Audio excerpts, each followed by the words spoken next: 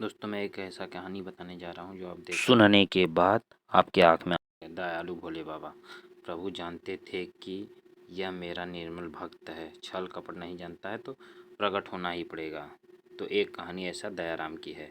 भक्त दयाराम जी का जन्म मुंबई के पास धुआं गांव में एक जाट घराने में हुआ।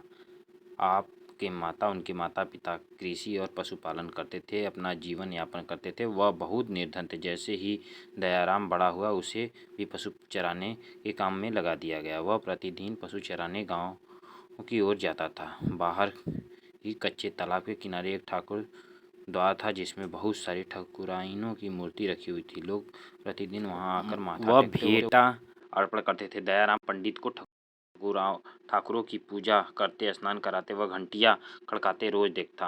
अल्प बुद्धि का होने के कारण वह समझ नहीं पाता था। एक दिन उसके मन में आया कि देखते हैं कि क्या है। उसने एक दिन पंडित से पूछ ही लिया, आप मूर्तियों के आगे बैठकर आप क्या करते हो? पंडित ने कहा, ठाकुर की सेवा करते हैं जिससे जिससे कि मनोकामनाएं पूर्ण होती है। दयाराम ने कहा, यह ठाकुर मुझे भी दे दो।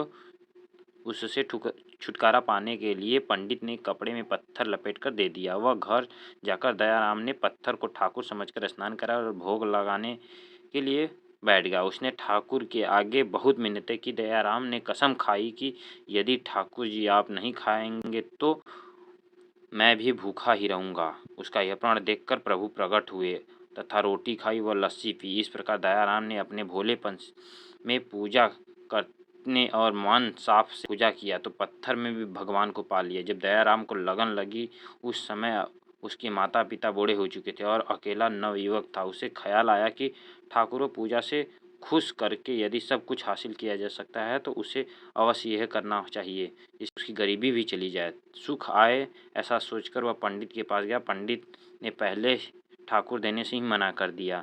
ठाकुर की पूजा अकेले नहीं कर पाएगा। दूसरा, तुम अनपढ़ होती। तीसरा, ठाकुर जी के मंदिर के बिना कहीं नहीं रहते और न ही प्रसन्न होते हैं, इसलिए तुम जिद मत करो और खेतों की संभाला करो। ब्राह्मण का धर्म है पूजा पाठ करना, जाट का कार्य है अनाज पैदा करना। परंतु दयाराम टसमस न हुआ। अपनी पिटाई के डर से पंडित शालिग्राम मंदिर में फालतू पड़ा था, उठाकर दयाराम को दे दिया और पूजा पाठ की विधि भी बतला दी।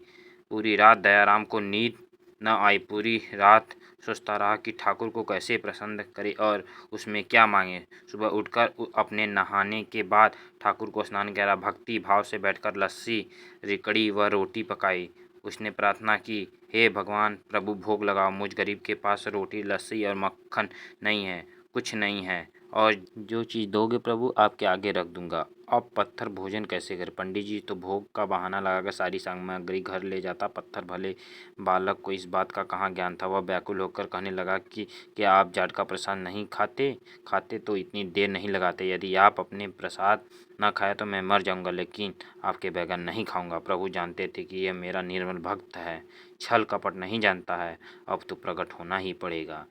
1 घंटा और बीतने के बाद दयाराम क्या देखता है कि श्री कृष्ण रूप में भगवान जी रोटी मक्खन के साथ खा रहे हैं और लस्सी पी रहे हैं। भोजन खाकर प्रभु बोले, दयाराम जो इच्छा है मांग लो, तुम पर प्रसन्न हूँ। दयाराम ने हाथ जोड़कर विनती की, भाव जो तुम्हारी भक्ति करते हैं तुम उनके कार सवार देते हो। मुझे गेहूँ दाल व घी दीजिए, मैं खुश हो जाऊंगा। यदि जूता कपड़े 7 प्रकार के अनाज, गाय या भैंस सवारी करने के लिए घोड़ी मिल जाता प्रभु, तथा घर की देखभाल करने के लिए सुंदर नारी मुझे देखकर कृपा करो। दयाराम यह वचन सुनकर प्रभु हंसने पड़े और बोले, यह सब वस्तु तुम्हें मिल जाएगी। प्रभु बोले, अन्न कुछ और चाहिए तो बता दो। अन्न कुछ चाहिए? तो प्रभु, मैं जब भी आपको याद करूं आप दर्शन दीजिए, यदि कोई ज़रूरत हुई तो बताऊंगा। तथास्तु भगवान ने उत्तर दिया। तो दयाराम बोला, हे प्रभु, दयाराम आज से आपका आजीवन सेवक हुआ, आपके अलावा किसी अन्य का नाम नहीं लूँगा। दयाराम खुशी से दीवाना हो गया। उसकी आंखें बंद हो गई। जब आंखें खोली तो प्रभु वहाँ नहीं थे। वह पत्थर का शालिग्राम वहाँ पड़ा था। उसने बर्तन में बचा हुआ प्रसाद खाया जिससे उसे तीनों लोकों का ज्ञान हो गया। प्रभु के दर्शनों के कुछ दिन पश्चात दयाराम के घर सारी खुशियाँ आ गई। एक अच्छे अमीर घर में उसका विवाह हो गया। उसकी बिना बोई भूमि की फसल लहराने लगी। उसने जो जो मांगा था उसे सब मिल गया। किसी ने दयाराम को कहा, चाहे प्रभु तुम पर प्रसन्न हो, फिर भी तुम्हें गुरु धारणा करनी चाहिए। उसने स्वामी रामानंद जी का नाम बताया। एक दिन अचानक ही रामानंद जी उधर से निकले।